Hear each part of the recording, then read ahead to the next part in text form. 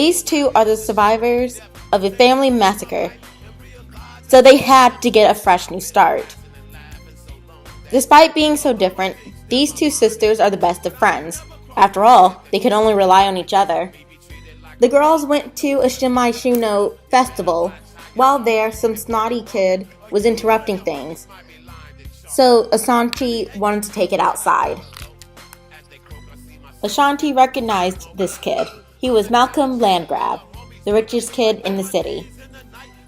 He was everything she hated, privileged and entitled. She tried to have a peaceful conversation with him until he threw a drink in her face.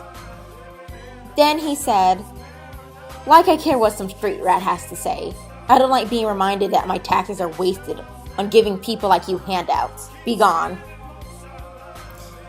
Before Ashanti was about to punch him, Raina, one of her neighbors, intervened and invited Ashanti over to her house.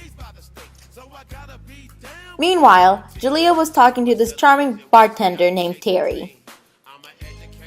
He heard about Jalea having big dreams and wanted to help out. At first, Jalea had a bad feeling about it, but then he revealed he's actually a big-time drug dealer.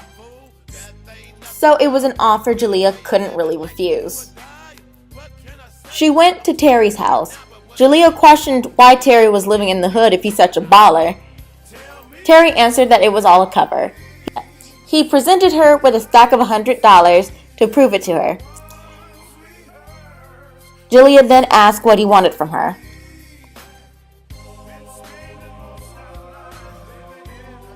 Ashanti went to Raina's house and she met Raina's roommate Chanel. Then Chanel was asking all these heavy questions that hit Ashanti's heart. Are you tired of all the killing? Are you tired of seeing the despair? Do you wish you could fix it? Ashanti said yes to all of it.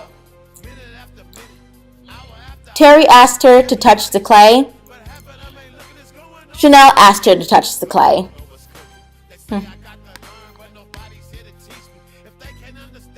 Jalea insisted that they go to this club in Willows Creek called Neospace. Jalea wanted to test out her new powers. She cast a spell on Malcolm. The spell was called Siphon Joy into Wealth. She lost $500 when she came in and gained $1,000 when she walked out. Ashanti was using her magic to charm people into being her friend. At a party, Ryu talked to Jalea and whispered in her ear, "You don't know what you're getting yourself into."